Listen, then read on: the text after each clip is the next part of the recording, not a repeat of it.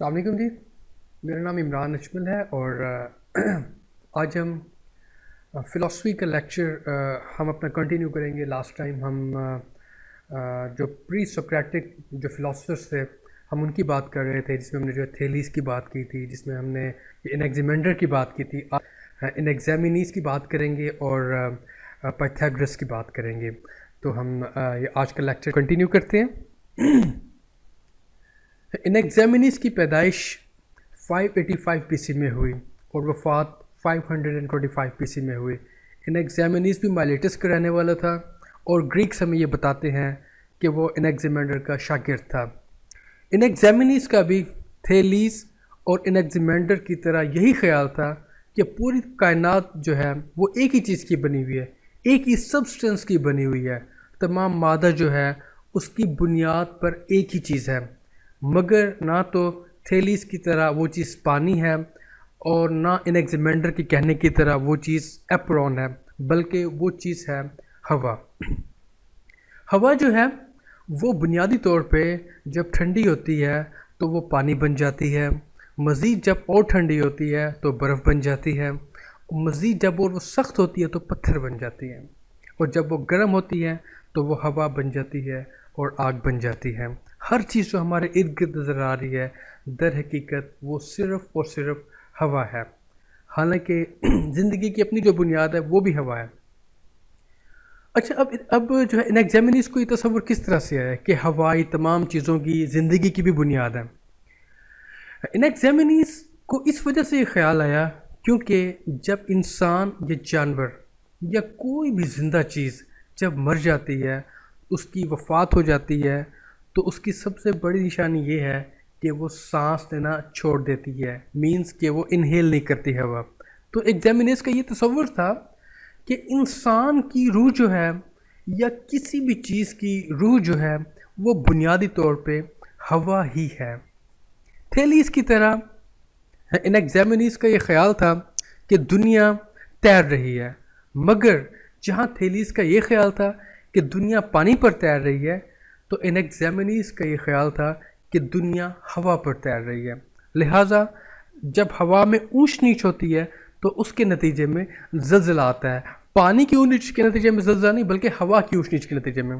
اپنے استاد انیگزیمینڈر کی طرح انیگزیمینیز کا بھی یہ خیال تھا کہ سورج اور چاند اسی مادے اسی سبسٹنس سے بنے ہوئے ہیں جس مادے سے یہ دنیا بنی ہوئی ہے۔ یہ بہت بڑی بات تھی کہنے والی، کیونکہ اس زمانے میں کسی کو یہ پتہ نہیں تھا کہ سورج اور چاند کس چیز سے بنے ہوئے ہیں، بلکہ اکثر لوگوں کا تو یہ خیال تھا کہ سورج اور چاند خود ایک دیوتا ہے، مگر انیگزیمینیز نے اس کے بالکل الٹ جواب دیتے ہوئے یہ کہا کہ نہیں، یہ جو سیارے ہمیں جو نظر آ رہے ہیں یہ اسی مادے سے بنے ہوئے ہیں کہ جس مادے سے یہ دنیا بنی ہوئی ہے، اور اب جانتے ہی ہیں کہ یہ بات درست ثابت ہوئی۔ انیگزیمینیز نے ایک بڑا ہی مزیدار تصور پیش کیا۔ اس نے یہ کہا کہ کائنات کے اندر جتنے بھی قدرتی اصول و قوانین آپ کو نظر آ رہے ہیں یا آپ جو سمجھ پا رہے ہیں، وہ تمام اصول و قوانین جو ہیں وہ ایک انسان کے جسم کے اندر بھی آتے ہیں، یعنی کہ اگر دنیا جو ہے وہ کاسموس ہے تو ایک انسان جو ہے وہ مائکرو کاسموس ہے، جس کو ہم آج کی زبان میں کہتے ہیں مائکرو کاسموس۔ انیگزیمینیز نے اپنے استاد انیگزیمینڈر کے یونٹ آف اپوزٹ کے قانون کی بھی کہ اس کے خلاف بات کی۔ اس نے کہا کہ دنیا میں جو ایک جو قانون نظر آتا ہے کہ الٹ کا تضاد جو ہے وہ نظر آتا ہے، مگر انیگزیمینیز نے کہا کہ یہ کنٹینیوم آف چینج ہے، ایک مسلسل تبدیلی ہے، یعنی کہ جو ہمیں تبدیلی نظر آ رہی ہے اس دنیا میں وہ متضاد یا الٹ قوتوں کے تضاد کے نتیجے میں ہے۔ تھیلیس، انیگزیمینیز پہلے فلاسفرز تھے، انہوں نے ایک نئی روایت شروع کی، سوچ کی ایک نئی روایت جس کو آج ہم کہتے ہیں فلسفہ، اور یہی وجہ ہے کہ چاند پر 3 ایسے کریٹرز ہیں جن کا نام ہے تھیلیس، انیگزیمینڈر اور انیگزیمینیز۔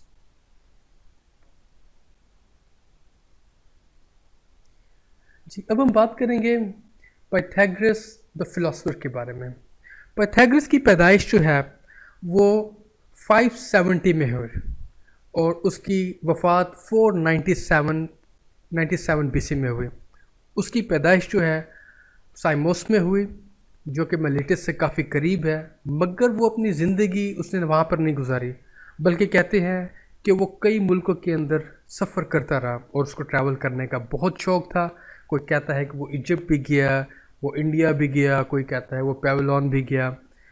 اس نے کافی ٹریول کیا تھا اور فائنلی جا کے اس نے یہ فیصلہ کیا کہ وہ اٹلی کے شہر کروٹون میں بسے گا جہاں پر اس نے اپنی زندگی گزاری. کہتے ہیں یونان کے تاریخ دان کہتے ہیں کہ پائتھاگرس جو ہے وہ انیگزیمینڈر کا شاگرد تھا. شاید یہ بات درست ہو، شاید یہ بات درست نہ ہو، بہرحال اس میں کوئی شک نہیں کہ پائتھاگرس جو ہے وہ تھیلیس انیگزیمینڈر مطلب مینس کہ میلیشین اسکول سے متاثر ضرور ہوا ہوگا. پائتھاگرس کے بارے میں جو سب سے دلچسپ بات ہے وہ یہ ہے کہ اس کی زندگی کے بارے میں ہم در حقیقت بہت کم جانتے ہیں. بلکہ یہ کہنا ضروری ہوگا کہ جو پچھلے فلاسفرس کو ہم نے پڑھا تھا جس میں تھیلیس، انیگزیمینڈر، ایگزامینیس، ان کے بارے میں بھی ہم حقیقت میں بہت کم جانتے ہیں. ہم ان کے بارے میں اور پائتھاگرس کے بارے میں مختلف اور لوگوں سے جانتے ہیں. مثال کے طور پہ جو ایرسٹوٹل نے ان کے اوپر لکھا اس سے بھی پتہ چلتا ہے کہ ان لوگوں نے بھی کیا کیا باتیں کی، کیا کیا لکھا، کیسے زندگی گزاری. ان کی اپنی رائٹنگ جو ہے وہ تاریخ میں موجود نہیں ہے. اس کا نتیجہ یہ ہوا کہ پائتھاگرس جو خود ایک بڑا مسٹیریس قسم کا آدمی تھا، اس کے بارے میں اور بھی اتنے قسم کے راز اور اتنے قسم کی باتیں بنی کہ وہ بڑی ہی مزیدار ہیں. مثال کے طور پر جو ہے ایک مت کے مطابق یہ کہا جاتا تھا کہ پائتھاگرس جو ہے وہ اپولو کا بیٹا ہے. ایک اور مت میں یہ کہا جاتا تھا کہ پائتھاگرس کی جو تھائی ہے وہ گولڈ کی بنی ہوئی ہے، سونے کی بنی ہوئی ہے. کچھ یہ کہتے تھے کہ پائتھاگرس کے بارے میں یہ ایبلٹی تھی کہ وہ ٹائم ٹریول بھی کر سکتا تھا. کوئی کہتا تھا کہ اڑ سکتا ہے، کوئی کہتا تھا ہوا کے اندر جا سکتا ہے، کوئی کہتا تھا کہ وہ جانوروں سے بات کر سکتا ہے. اور پائتھاگرس خود اپنے بارے میں یہ کہتا تھا کہ وہ کئی زندگیاں گزار چکا ہے، کم سے کم ان میں ان کو 4 زندگیاں یاد ہیں. کچھ تو یہ بات بھی کہتے تھے کہ پائتھاگرس جو ہے وہ چاند کے اوپر لکھ سکتا ہے. تو لہٰذا اس کے حوالے سے بہت مختلف قسم کے خیالات تھے. پائتھاگرس کے بارے میں ہم یہ جانتے ہیں کہ وہ پہلا فرد تھا کہ جس نے فلاسفرس کا ورڈ اپنے لیے استعمال کیا. یعنی کہ یونان کے جو پڑھے لکھے لوگ تھے ان کو کہا جاتا تھا سیج، استاد. مگر پائتھاگرس جو تھا ان تمام سیجز سے جو ہے اپنے آپ کو سپیریئر سمجھتا تھا، منفرد سمجھتا تھا، ڈیفرنٹ سمجھتا تھا. اس نے کہا تھا کہ میں اپنے آپ کو سیج نہیں کہوں گا، میں اپنے آپ کو کہوں گا فلاسفر، لور آف وزڈم. اور پہلی دفعہ یہ لفظ جو ہے پائتھاگرس نے اپنے لیے استعمال کیا. پائتھاگرس پہلا وہ فلاسفر تھا جس نے ایک اپنا اسکول کھڑا کیا، اپنی اکیڈمی بنائے جہاں پہ اس کے شاگرد جو تھے اس کے پاس بیٹھ کے سیکھ سکتے تھے. یہ ایک بڑا منفرد قسم کا اسکول تھا. اسکول کے اندر سب جو ہے برابر جو تصور کیے جاتے ہیں، مینس کہ اس کو جو ہم کہتے ہیں کمیونسٹ پرنسپل کے اوپر، جس کو ہم کہتے ہیں اشتراکیت کے اصولوں کے اوپر یہ اسکول چلا جاتا تھا. یہ مختلف قسم کی اشتراکیت تھی. اس میں شامل وہ ہو سکتا تھا کہ جو کہ خود اشرافیہ طبقے سے تعلق رکھتا ہو، یعنی کہ یہ ایک جو ہے ارسٹوکریٹک اسکول تھا. یہ جو اسکول تھا اس زمانے کی سیاست میں بھی بڑا کلیدی کردار ادا کیا تھا. کروٹون میں اس کا انفلوئنس، پائتھاگرس کا انفلوئنس، پائتھاگوریس کا انفلوئنس کافی بڑھتا چلا گیا پولیٹیکل طور پہ. اور کروٹون میں کچھ عرصے میں پائتھاگرس کی زندگی کے اخیرلے حصے میں ایک بہت بڑا ڈیموکریٹک ریبیلین آیا. ڈیموس آپ کو یاد ہوگا اس طبقے کا نام ہے کہ جو نہ کہ خود غلام تھا نہ اس نے کوئی غلام رکھے ہوئے تھے. ایک بہت بڑا ڈیموکریٹک اس ٹائم سٹارٹ ہوا. وہ جو اسکول تھا پائتھاگرس کا جو اسکول تھا وہ تباہ و برباد ہو گیا، وہ ختم ہو گیا. اور پائتھاگورینس کو سپریس کر دیا گیا، دبا دیا گیا اور وہ دوبارہ سے کھڑے نہیں ہو سکے. وہ دوبارہ سے اپنا اسکول قائم نہیں کر سکے. اس کی کیا وجہ تھی؟ اس کو سمجھنا بڑا ضروری ہے. پائتھاگرس کے اسکول کی سیاست کو سمجھنے کے لیے ہمیں تھوڑا سا گریک سیاست کو دوبارہ سے دہرانا پڑے گا. جیسا کہ میں آپ کو پہلے بتا چکا ہوں کہ گریک کے اندر جو 3 طبقے تھے، ایک جو ہے ایلیٹ کلاس تھی، ایک ڈیموس تھی، اور مطلب نہ وہ غلام تھا نہ اس کے کوئی غلام تھے.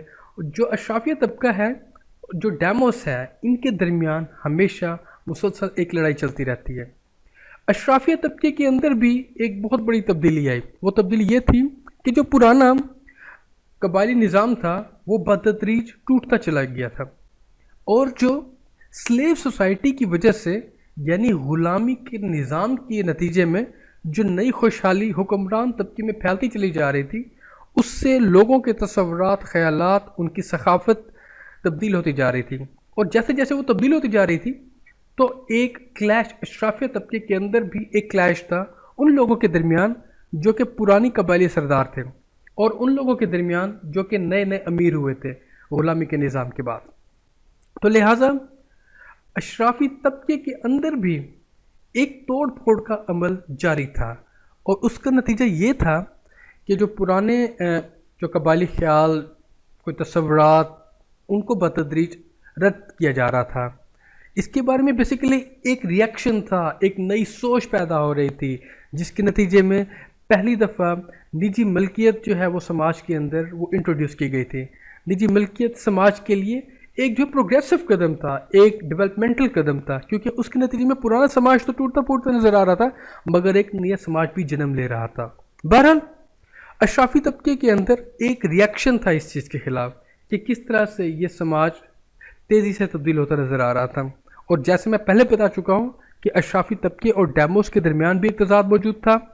تو اس کیفیت میں پائتھاگورس نے ایک سوسائٹی بنائی جس کا کہ مقصد یہ تھا ان ویلیوز کو، ان تصورات اور خیالات کو، ان پرنسپلز کو، ان اصولوں کو پریزرو کر سکے، بچا کر رکھ سکے کہ جو کہ وہ سمجھتا تھا کہ درست ہیں، اور جن کو وہ دیکھتا تھا کہ نیا جو زمانہ ہے وہ تباہ و برباد کرتا جا رہا ہے۔ لہٰذا اس نے جو اسکول بنایا، یہ جو اکیڈمی بنائی، اس میں اشرافی طبقے کے وہ لوگ تھے جو چاہتے تھے کہ پرانے جو رویے ہیں، جو پرانی سوچ ہے، پرانے جو اصول و قوانین ہیں، وہ مکمل طور پر تباہ نہ ہوں۔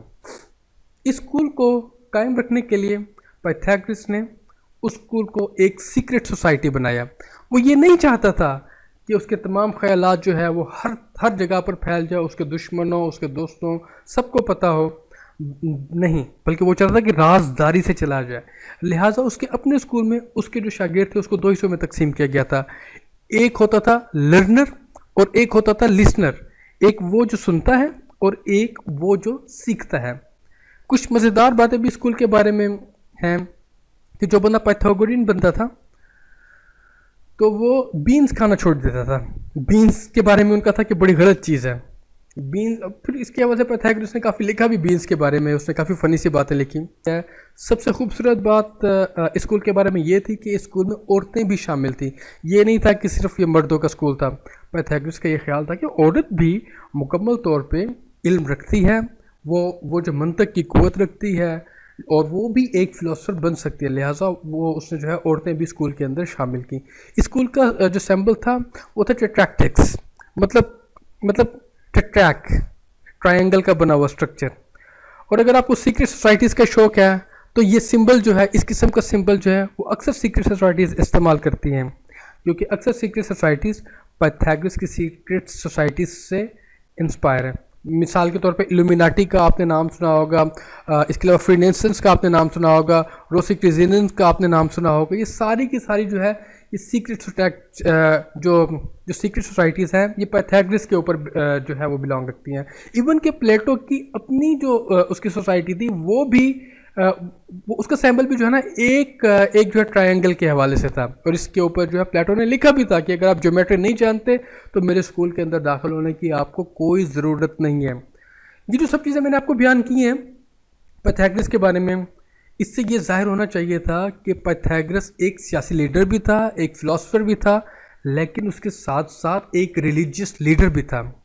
پائتھاگورین سوچ جو ہے اس کے اندر ایک ایلیمنٹ آف مسٹیریسزم، ایک مذہبی عنصر بھی تھا۔ میں سمجھتا ہوں کہ جو تاریخ دان بھی جو لکھتے ہیں اس حوالے سے کہ جو اورفک ریلیجن جو تھا وہ آلریڈی گریس کے اندر موجود تھا، اس سے پائتھاگورس بھی متاثر تھا، اور یہی وجہ تھی کہ پائتھاگورینس جو تھے وہ سمجھتے تھے کہ کسی انسان کی وفات کے بعد اس کی جو روح ہے وہ ایک اور انسان کے اندر یا کسی اور چیز کے اندر منتقل ہو جاتی ہے، جس کو ہم انگلش میں کہتے ہیں transmigration of the civil.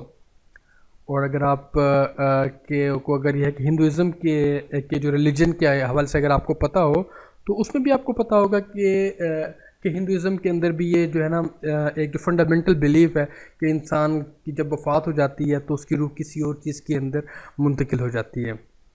Pythagoras اور اس کے فالوورز ایک انتہائی اسیٹک لائف سٹائل گزارتے تھے۔ مثال کے طور پر وہ ایک درویشوں کی طرح لائف اپنی سپینڈ کرتے تھے اور وہ اس کو بڑا اچھے سمجھتے تھے کہ انسان کی جب موت ہوتی ہے اس کی روح جو ہے وہ کسی اور چیز کے اندر شامل ہو جاتی ہے، اور پیتھاگرس کو یاد تھا کہ اس کی جو 4 زندگیاں اس کو جو ہے نا وہ یاد ہیں، اس کی جو لاسٹ اس نے 4 جنم گزارے ہیں، اور وہ سمجھتا تھا کہ انسان کے اگر اعمال اچھے ہوں گے تو آپ کی روح جو ہے ایک اچھے انسان کے اندر جائے گی، اگر آپ کے برے اعمال آپ کے ہوں گے تو آپ کی روح جو ہے وہ بری چیزوں کے اندر منتقل ہو جائے گی۔ تو یہ بیسیکلی جو ہے نا یہ پیتھاگرس کا جو بلیف تھا وہ کچھ جو ہے یہ اس قسم کا تھا، اور اس حوالے سے جو فلاسفی کی فیلڈ کے اندر جو پیتھاگرس کا رول تھا وہ بڑا امپورٹنٹ تھا۔ اس نے جو کافی ساری چیزوں کو ٹچ کیا، اس نے جو ہے ریلیجیس کو ٹچ کیا، اس نے جو ٹرائنگل کے حوالے سے جو اس نے اپنا اس نے اپنا جو سوسائٹی بنائی تھی، اپنی اکیڈمی بنائی تھی، اکیڈمی کی بنیاد رکھی تھی، ورلڈ فلاسفر کے حوالے سے اس نے بات کی، تو اس نے کافی خاطر خواہ جو تھی اس میں فلاسفی کی فیلڈ کے اندر کام کیا تھا۔ تو آج کا لیکچر ہمارے یہاں تک ہے۔